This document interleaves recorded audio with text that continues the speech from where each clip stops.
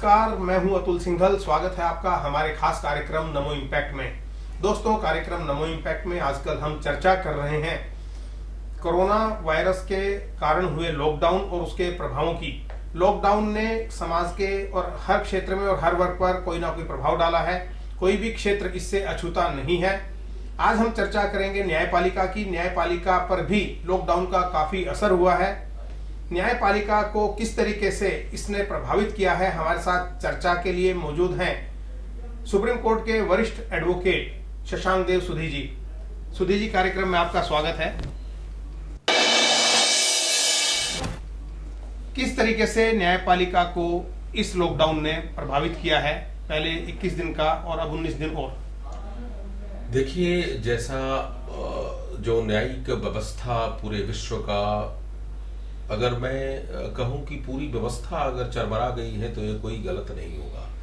और हमारा देश जो न्याय व्यवस्था बहुत बड़ा जो है तरीके से जो हमारे देश में इम्पैक्ट करता है, क्योंकि हमारे देश में 3 करोड़ 87,558 केसेस जो है पेंडिंग है पूरे डिफरेंट न्यायालय में। तो निश्चित रूप से एक बहुत बड़ा इम्पैक्ट हमारे न्यायिक व्यवस्था पर पड़ा है, क्योंकि पिछले 1 महीने से कोर्ट के सारे काम जो है वो बंद हैं। लोग जो है कोर्ट में जाना जो है मना है। जजेस भी जो है वो नहीं आ रहे हैं, क्योंकि जो भारत सरकार का आदेश है लॉकडाउन में, तो कोई भी काम, किसी भी प्रकार का काम नहीं हो रहा है। निश्चित रूप से सुप्रीम कोर्ट जो है वर्चुअल कोर्ट के माध्यम से कुछ जो अर्जेंट मैटर्स हैं उस मैटर की सुनवाई जो है वो कर रहा है, क्योंकि देश का सबसे बड़ा न्यायालय है। और इस समय जितनी अर्जेंसी जो मैटर के हो रहे हैं उसमें सुप्रीम कोर्ट भी अगर बंद हो जाता तो निश्चित रूप से यह देश में एक बहुत ही जो है कंफ्यूजन का माहौल बन जाता। और सुप्रीम कोर्ट ने यह इस बात को बहुत गंभीरता से जानते हुए अपने कोर्ट को जो है वो ओपन रखा। और बीच में कई तरह के जो है फैसले भी आए हैं। तो निश्चित रूप से न्यायिक व्यवस्था पर तो बहुत बड़ा प्रभाव है, जिसकी कल्पना आप नहीं कर सकते हैं। क्योंकि मेरे देश में मोर देन 3 करोड़ केसेस जो है ऑलरेडी पेंडिंग है, और जो इस दरमियान में जो केसेस जो आए वो केस तो पीछे हो गए। तो निश्चित रूप से इतना बड़ा प्रभाव हमारे न्यायिक व्यवस्था पर पड़ेगा, जिसकी भरपाई जो है 2, 3, 4 साल लग जाएंगे। और उसमें भी होता है कि नहीं होता है, यह तो देखने वाली बात है। लोगों को न्याय मिलने में पहले ही सालों लग जाते हैं। अब 3 करोड़ जो केस हैं उनकी सबकी सुनवाई 1 महीने के लिए अटक गई है कम से कम, और उसके बाद फिर शायद छुट्टियां भी होती हैं न्यायपालिका की। तो कुल मिलाकर देखा जाए तो जैसा आपने कहा कि 3 से 4 साल का बैकलॉग बढ़ जाएगा इससे। निश्चित रूप से, क्योंकि जितने महीने में केस लगे हैं ये तो करीब जो है अभी ही आ रहा है। कभी सितंबर का डेट है, दिसंबर का डेट है। तो देखिए बिकॉज देखिए न्याय व्यवस्था बड़ा कॉम्प्लेक्स और लेयर्ड सिस्टम है हमारे कंट्री में, और यह व्यवस्था अचानक जो है वो टेक्नोलॉजिकल फॉर्म में उसको जो है ट्रांजिशन नहीं किया जा सकता है, क्योंकि यह देश जो है अभी भी टेक्नोलॉजिकली इलिटरेट देश है। अभी भी इस देश में डिजिटल जो व्यवस्था है हमारे बहुत बड़ा जो वर्ग है वो नहीं जानता है। और अगर मैं ये कहूँ कि हमारा जो एडवोकेट, हमारे जो बहुत सारे एडवोकेट हैं जो गांव में काम करते हैं, जो पंचायत व्यवस्था में काम करते हैं, उनको जो है ये टेक्नोलॉजिकल सिस्टम को पता नहीं है। तो इससे भी जो है हमारे देश में जो है बहुत बड़ी समस्या है, क्योंकि हमारे यहाँ टेक्नोलॉजिकल लिटरेसी की जो संख्या है वो कम है। आपने कहा कि कुछ चुनिंदा केस जो हैं इस वक्त कोर्ट सुन रहा है, किस तरह के वो केस हैं और कौन लोग इस वक्त अदालत का दरवाजा खटखटा सकते हैं? देखिए, अभी जो व्यवस्था है हमारे देश में, जो सुप्रीम कोर्ट का निर्णय है कि कोविड-19 रिलेटेड जितने भी केसेस हैं उसी की अर्जेंसी है, और कोई भी केसेस की अर्जेंसी नहीं है। हालांकि और भी अर्जेंसी केसेस में उन्होंने जो एम्बिट को बढ़ाया है, लेकिन जो उनका एकमात्र जो लक्ष्य है वो है हेल्थ, राइट टू हेल्थ। जो कॉमन आदमी की अभी सबसे बड़ी जरूरत है वो हेल्थ की जरूरत है। लेकिन बेल मैटर्स होते हैं जिनको हमेशा प्राथमिकता के आधार पर सुना जाता है। देखिए, सुप्रीम कोर्ट ने अपने आदेश में सुमो मोटो में ये कहा है कि देखिए, जितने भी 7 साल के सजा का कम वाले जो कैदी हैं, उनको जो है एक ट्रायल रिलीज कमेटी जो है स्टेट में होता है, उसका गठन करके जो है हर केस का एसेस करें, और जो भी लगता है कि जो सब्सटेंशियल सजा जो है वो काट चुके हैं जेलों में, तो उनको रिलीज करने में कोई समस्या नहीं है, क्योंकि जेल जो है डीकंजेस्टेड होगा, और उस जो है कोविड-19 का जो प्रसार है उसमें भी जो है कम होने का जो है बहुत बड़ा जो है वो उसमें उसको जो है हेल्प मिल जाएगा। तो निश्चित रूप से स्थितियां बड़ा गंभीर है। हमारे यहाँ पहले से भी जजेस कम थे, हमारे यहाँ पहले से ही इंफ्रास्ट्रक्चर कम थे, हमारे यहाँ पहले से ही जो है केसेस की पेंडेंसी बहुत ज्यादा थी, लेकिन आज जो है ये स्थिति और विकराल बना दिया। तो निश्चित रूप से यह बड़ा ही भयंकर स्थिति है। क्या होगा, कल क्या होगा, इसके बारे में कहना अभी पहले बहुत ही जल्दी होगा। हर सिक्के के दो पहलू होते हैं। वकील साहब ने बताया कि लॉकडाउन का क्या नकारात्मक प्रभाव न्यायपालिका पर पड़ा है, लेकिन कोई ना कोई इसका सकारात्मक प्रभाव भी होगा। क्या सकारात्मक प्रभाव, वकील साहब देखते हैं। बात करेंगे शशांक देव सुधी जी से। तालाबंदी का क्या सकारात्मक असर आप देखते हैं? कुछ ऐसा है, कोई पॉइंट्स की सकारात्मक असर पड़ा हो न्यायपालिका पर? देखिए, जैसे आपने कहा कि दो पक्ष होते हैं, निश्चित रूप से दो पक्ष हैं। मुझे जो अपना अनुभव है उसमें मैं आपको बताना चाहता हूं कि यह जो विपदा आई है, हमारे यहाँ विपत्ति जो आई है, वो विपत्ति जो है हमारे न्याय व्यवस्था को टेक्नोलॉजी की याद दिला दी। और ये टेक्नोलॉजी जो है, जिसको वर्चुअल कोर्ट बोलते हैं, कि कोई भी हियरिंग अगर वीडियो कॉन्फ्रेंसिंग और टेली कॉन्फ्रेंसिंग से जो होता है उसको वर्चुअल कोर्ट बोलते हैं। तो निश्चित रूप से यह आप घर में बैठ करके भी न्यायालय में जो है कोर्ट वो जो है प्रोसीडिंग कर सकते हैं। तो इससे बड़ी अच्छी व्यवस्था और क्या हो सकती है। और मैं समझता हूं कि ये व्यवस्था जो है परमानेंट कर देना चाहिए। आप ये देखिए कि आज घर में बैठ करके आप ऑनरेबल सुप्रीम कोर्ट में प्रोसीडिंग्स में पार्टिसिपेट कर रहे हैं, क्या यह छोटी बात है? तो कोविड-19 का जो मुझे जो सबसे बड़ा जो है अच्छा पहलू लगा कि हमारे न्यायिक व्यवस्था को यह रिमाइंड कराया कि आज का जो सच्चाई है वो टेक्नोलॉजी है। आप टेक्नोलॉजी का सहारा लें और टेक्नोलॉजी के द्वारा जो है आप कोर्ट का हियरिंग करें, और निश्चित रूप से जो हमारे यहाँ 3 करोड़ केसेस हैं उसमें भारी कमी आएगी अगर टेक्नोलॉजी का सहारा लिया गया। आपने बड़ा महत्वपूर्ण बात कही कि आइए ग्राफिक्स के माध्यम से समझने की कोशिश करते हैं कि क्या है वर्चुअल यानी वीडियो कॉन्फ्रेंसिंग कोर्ट, और इसके क्या क्या फायदे आने वाले समय में लोगों को देखने को मिल सकते हैं। वर्चुअल अदालतों के कामकाज को वकीलों द्वारा सराहा जा रहा है। वकीलों का कहना है कि लॉकडाउन का अदालतों के कामकाज पर भी सकारात्मक प्रभाव हुआ है। वीडियो कॉन्फ्रेंसिंग के बहुत सारे फायदे होंगे। मुकदमों की त्वरित सुनवाई होगी और त्वरित न्याय मिल सकेगा। कोई भी पक्ष बहानेबाजी करके तारीखें नहीं ले पाएगा। स्थगन आदेश भी मिलने मुश्किल हो जाएंगे। अदालतों में आने जाने से मुक्ति मिलेगी। वकील एक साथ कई मुकदमों में पेश होकर बहस कर सकेंगे। अदालतों में पार्किंग और ट्रैफिक की समस्या से निजात मिलेगी।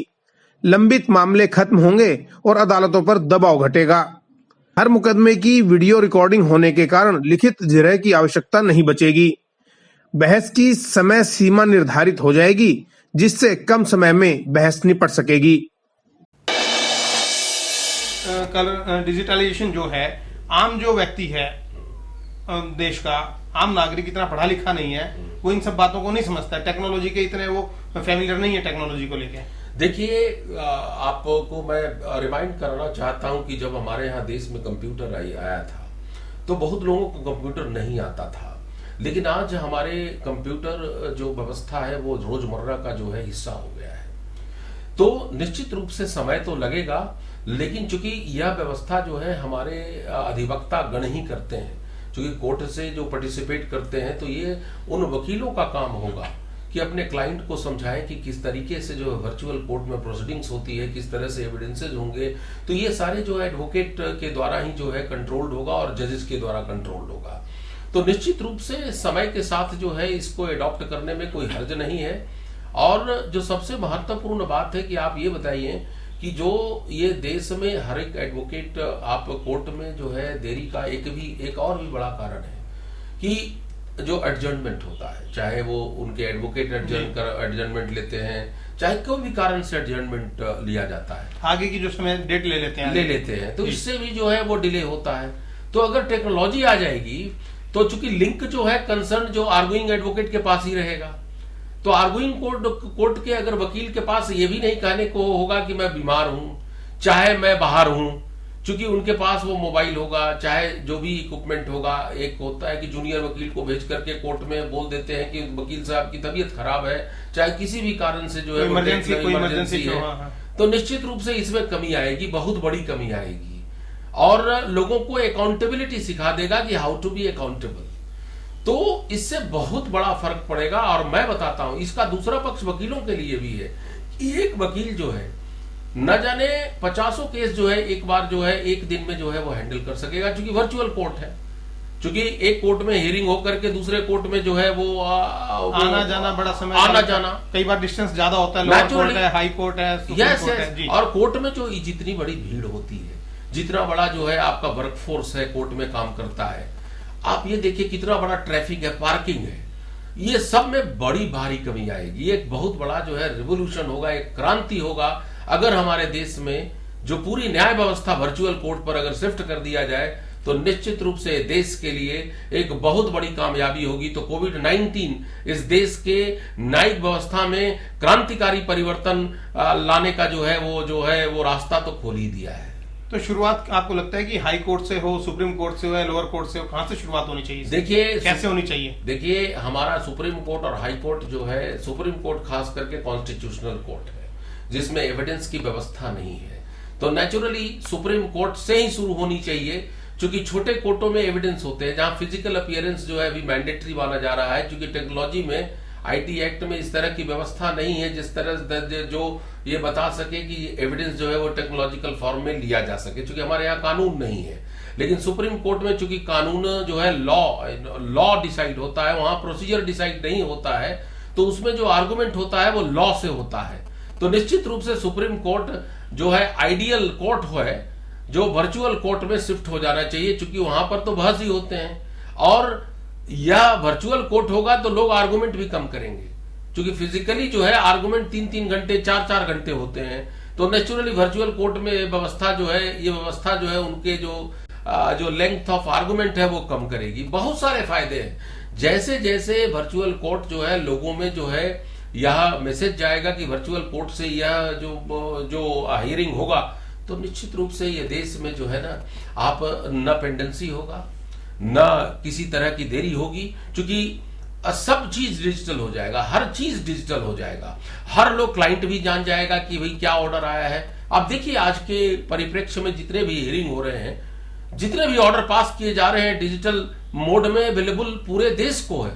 तो यह एक क्रांतिकारी परिवर्तन हुआ कोविड-19 के कारण कि वर्चुअल कोर्ट में लोग जाते हुए दिख रहे हैं और लोगों को जो है आनंद भी आ रहा है, लोग जो है जल्दी से जो है हियरिंग भी करा रहे हैं, ऑर्डर भी पास हो रहे हैं और जजेस भी उनकी बातों को अच्छे तरीके से सुन रहे हैं। तो यह एक बहुत अच्छी उपलब्धि है, सुविधाजनक और एक अच्छा ये अनुभव आपको एक अनुभव है। मुझे तो बहुत अच्छा अनुभव लगा अभी तक का, क्योंकि मान लिया कि डिसमिस भी होता है अगर कोई पिटीशन, तो कोर्ट में डिसमिस होता है, दुख भी बहुत कम होता है। तो निश्चित रूप से एक बहुत अच्छी शुरुआत है और इसके सकारात्मक पहलू भी है और नकारात्मक तो मैंने बता ही दिया, क्योंकि जैसा पूरा देश पूरा वर्ल्ड इस कोविड-19 में जो है यह वो घूम रहा है, उसके नकारात्मक प्रभाव हैं, लोग जो है मर रहे हैं और न्याय व्यवस्था भी कहीं ना कहीं बहुत जो है प्रभावित है, लोगों को बेल नहीं मिल रहा है।